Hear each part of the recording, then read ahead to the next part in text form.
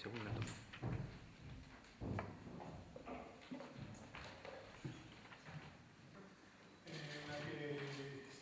Ademais de continuar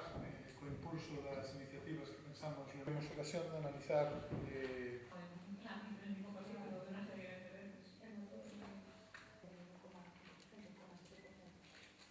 o alcance e os efectos das distintas decisións adoptadas polo goberno.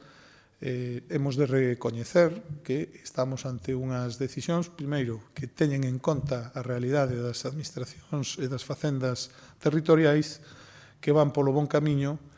e que demostran, como foi o tema do adiamento da débeda que teñen as comunidades autónomas e os concellos co Estado, que había cuestións máis aló do que era o cumprimento do déficit, que eran cuestión de vontade política, porque non afectaba ao cumprimento dos obxectivos pactados coa Unión Europea, cuestións todas elas pois, que nos levan ao grupo a estar convencidos de que estamos nun bon camiño e que confiamos que en canto se empecen a adoptar as demais reformas estructurais podamos comenzar a sair do burato no que estamos, no burato económico no que estamos. Todas as comunidades autónomas están traballando nunha mesma liña, diverxen as cuestións puntuais a través das cales se reducen o gasto e, desde logo, en Galicia, insisto, xa temos moito camiño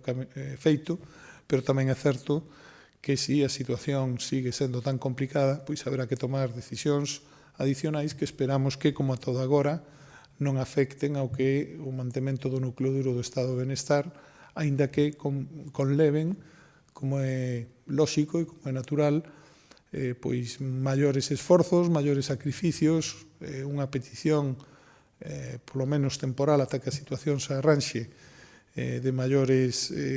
esforzos ao que é a propia administración, aos empregados públicos e ao conxunto da sociedade.